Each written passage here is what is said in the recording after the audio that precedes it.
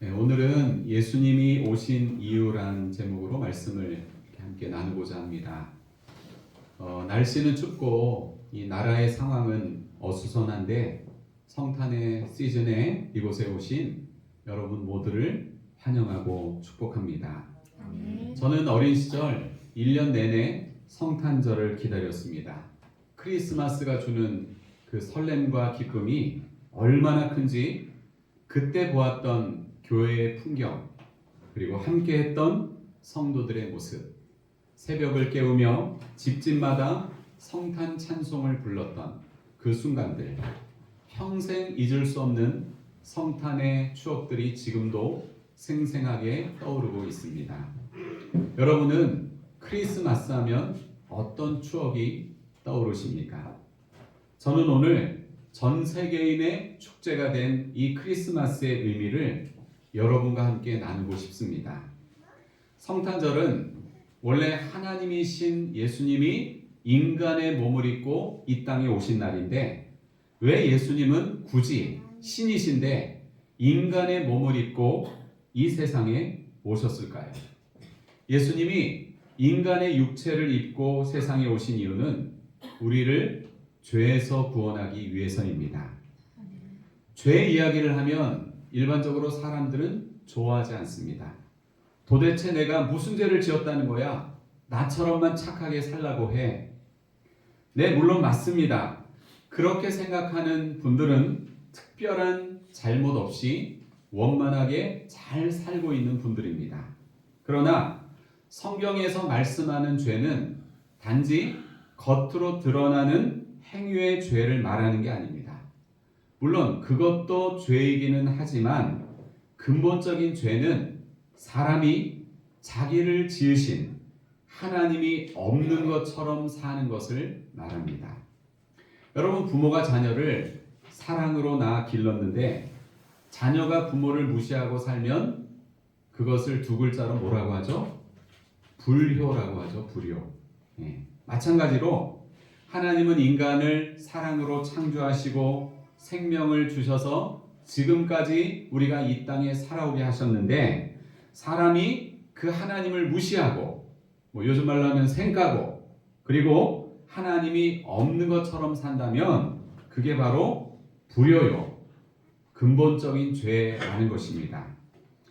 지금까지 여러분의 인생은 하나님이 있는 것처럼 사셨습니까? 아니면 하나님이 없는 것처럼 사셨습니까? 로마서 3장 23절을 한번 볼까요? 3장 23절은 이렇게 말씀합니다. 모든 사람이 죄를 범하였음에 하나님의 영광에 이르지 못했다. 모든 사람이 죄를 범했다는 것은 모든 사람이 하나님이 인간에게 정하신 기준인 하나님의 말씀과 하나님의 뜻을 거역했다는 것입니다. 하나님의 영광에 이르지 못했다는 것은 하나님과의 온전한 교제가 단절되었다는 뜻입니다. 죄라는 말을 헬라어로 하면 하마르티아입니다. 하마르티아. 이 뜻은 뭔가 하면 목표를 놓치다, 관역에서 빗나가다 라는 뜻입니다. 올해 프랑스 파리에서 열린 올림픽에서 대한민국 양궁이 전 종목을 석권을 했는데 선수들의 활 쏘는 실력이 정말 대단했습니다. 그런데 활을 쏘는 선수들의 공통의 목표는 무엇입니까? 관역의 10점 라인에 화살을 꽂아 넣는 것입니다. 그 10점 라인이 하나님의 말씀과 하나님의 뜻과 하나님이 인간에게 제시하는 길이라고 한다면 그것에서 벗어난 것이 죄입니다. 인간이 인간을 지으신 하나님이 없는 것처럼 사는 것은 결국 하나님의 말씀과 뜻을 어긴 것을 말합니다. 그러므로 모든 사람은, 이 세상에 있는 모든 존재하는 사람은 하나님이 없는 것처럼 살아가고 있는 이 죄의 길에서 돌이켜 살아계신 하나님께로 나아가야 합니다. 그것만이 인간이 영원히 살 수 있는 유일한 길입니다. 요한복음 14장 6절은 이렇게 말씀합니다. 예수께서 이르시되 내가 곧 길이요 진리요 생명이니 나로 말미암지 않고는 아버지께로 올 자가 없느니라. 이 땅에 오신 예수님은 하나님이 보내신 하나밖에 없는 길이요 하나밖에 없는 진리요 하나밖에 없는 생명이기 때문에 그 예수님을 통해서만 아버지 하나님께로 나아갈 수 있습니다. 여러분이 지금 걷고 있는 인생길은 어떤 길입니까? 그 길 끝에 뭐가 있다고 생각하십니까? 진리는 영원히 변하지 않는 것인데 여러분은 무엇이 진리라고 생각하십니까? 사람은 동물과 달라서 육체 생명뿐만 아니라 영혼의 생명을 가지고 있는데 육체의 생명이 죽고 나면 영혼의 생명은 어떻게 될 것 같습니까? 지난주 목요일에 충주에 있는 공군부대에서 교통사고가 났습니다. 군용 트럭이 역내에서 가로수를 들이받는 바람에 그 충격으로 인해서 뒤에 타고 있던 병사 한 명이 사망을 하고 또 다른 한 명의 병사는 의식불명 상태에 빠졌습니다. 지역 뉴스에 그 사고 소식이 나왔는데 저의 큰아들이 공군부대에 운전병으로 복무하기 때문에 뉴스를 듣는 순간 시겁했습니다. 걱정이 돼서 아들이랑 통화를 했는데 사망한 군인은 제 아들의 친구가 근무하는 같은 부서에서 일하는 병사라고 들었습니다. 여러분, 이 뜻밖의 사고로 아들을 잃은 부모의 마음이 얼마나 고통스럽겠습니까?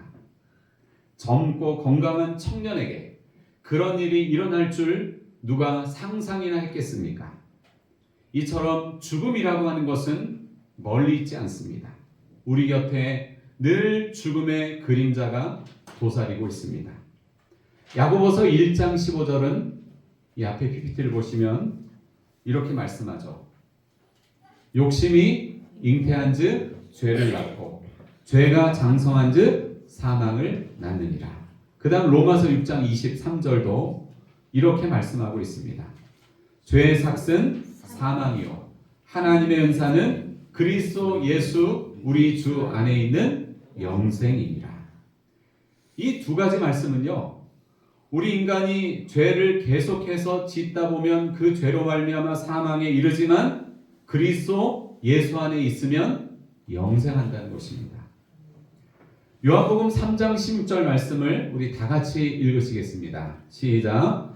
하나님이 세상을 이처럼 사랑하사 독생자를 주셨으니 이는 그를 믿는 자마다 멸망하지 않고 영생을 얻게 하려 하심이라. 아멘. 예수님이 이 땅에 오신 것은 하나님의 말씀과 뜻을 어기며 하나님이 없는 것처럼 제멋대로 사는 우리 인간을 영원한 사망과 지옥 형벌에서 구원하기 위해서입니다.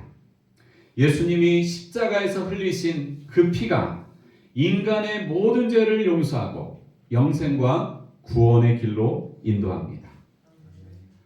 페터 사로라고 하는 미국의 해군 장교가 태평양에서 PT 보트, 이게 고속 소형 함정이라고 하는데 이 PT 보트를 타고 가다가 풍랑을 만났습니다.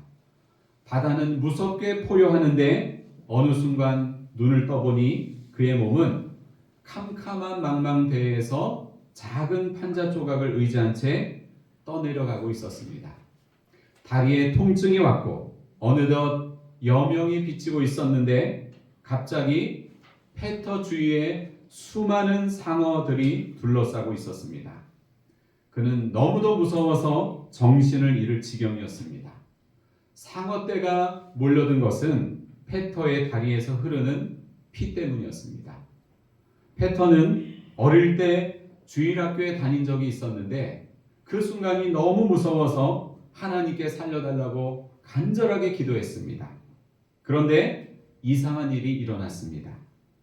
그의 마음이 타임머신처럼 순간적으로 20년 전에 어릴 때 다녔던 주일학교의 교실로 가 있었습니다. 그 교실 벽에는 예수님의 초상화가 걸려 있었는데 그 초상화에 예수님이 실제로 바다를 건너서 팔을 뻗쳐서 그를 향해 오시는 것으로 느껴졌습니다. 페터는 갑자기 어디서 그런 힘이 났는지 부푼 가슴으로 그 예수님을 향해 힘껏 헤엄을 치기 시작했습니다. 그가 헤엄쳐 갈 때에 상어떼들이 뒤로 물러서는 것 같았습니다. 그리고 그때 믿기 힘든 일이 일어났습니다. 미군 군함이 수평선 저쪽에서 나타났는데 망대에서 물이 막 튀는 것을 보고 조난당한 병사가 있다는 사실을 직감하고는 전속력으로 달려와 군함이 페터를 구조했던 것입니다. 사랑하는 여러분, 우리 인생은 어쩌면 거센 풍랑이 있는 캄캄한 망망대해에서 판자 조각 하나를 겨우겨우 버티고 의지하고 있는 위태로운 모습일 수 있습니다. 다리에는 피가 흐르고 피 비린내를 맡은 상어떼들이 몰려들어 순식간에 나를 집어삼킬 것 같은 백척간두의 상황일 수 있습니다. 깊은 바다와 상어떼가 우리가 받아야 할 죄의 형벌이라고 한다면 예수님은 조난당한 페터를 구하러 온 군함과 같습니다. 하나님이신 예수님이 인간의 몸을 입고 세상에 오신 이유는 당신의 몸을 우리 대신 십자가의 제물로 바쳐서 우리를 죄에서 구원하기 위해서입니다.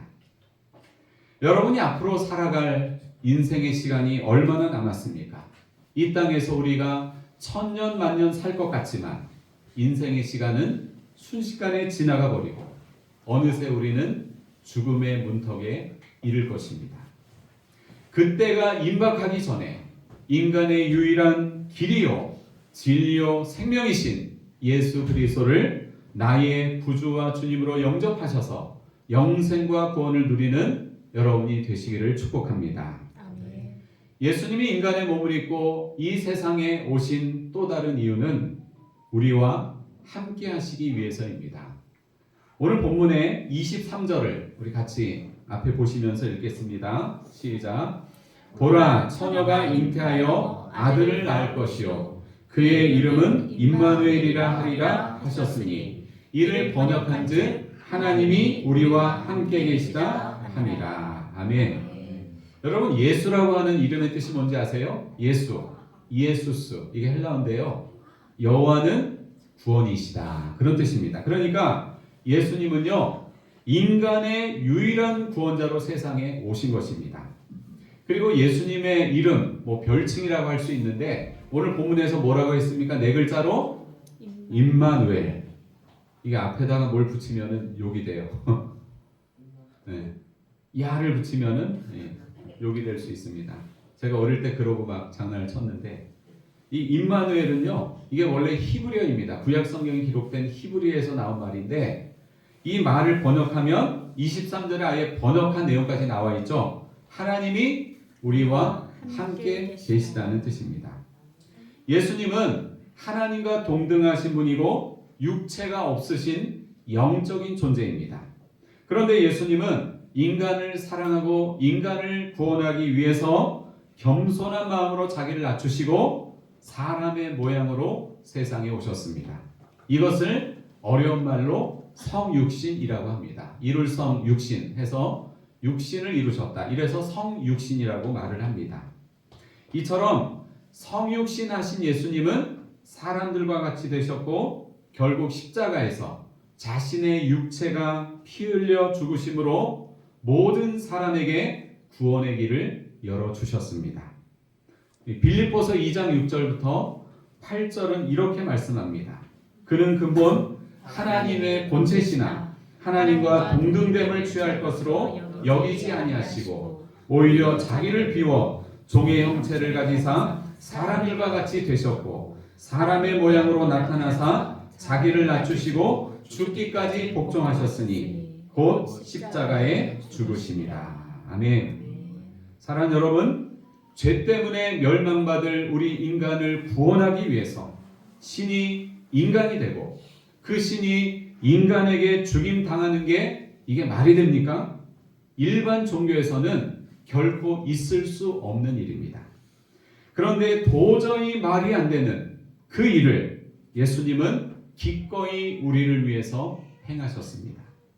그리고 우리와 같은 인간의 모습으로 오셔서 우리와 눈높이를 맞추시고 우리와 함께 하셨습니다.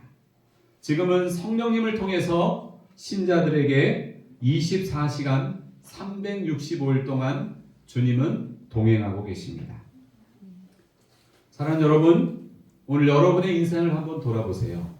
여러분의 인생은 정말 행복하십니까? 날마다 기쁘고 평안하십니까? 불안하거나 초조하지 않으십니까? 사랑하는 가족도 있고 친구도 있고 이웃도 있고 지인들도 있지만 때때로 이해할 수 없는 외로움과 허무함이 여러분의 마음을 고통스럽게 할 때가 있지 않습니까? 하지만 여러분, 이제부턴 걱정하지 마세요. 예수님을 유일한 구주와 주님으로 믿는 자에게 하나님은 영원토록 임마누엘, 내가 너와 함께하겠다라고 말씀해 주셨습니다. 아멘. 20세기 중반부터 널리 알려진 기독교 시가 있습니다.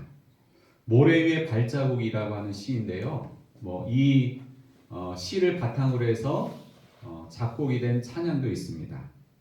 누가 썼는지는 정확히 알 수가 없어요. 한 12명 정도가 다 자기가 이거 썼다고 하는데 믿을 수가 있어야죠. 그래서 정확한 저자는 알 수 없지만 단순하면서도 깊은 이 메시지가 전 세계적으로 많은 사람들에게 감동을 주었습니다. 이거 잘 들어보시기 바랍니다. 어느 날 밤 나는 꿈을 꾸었습니다.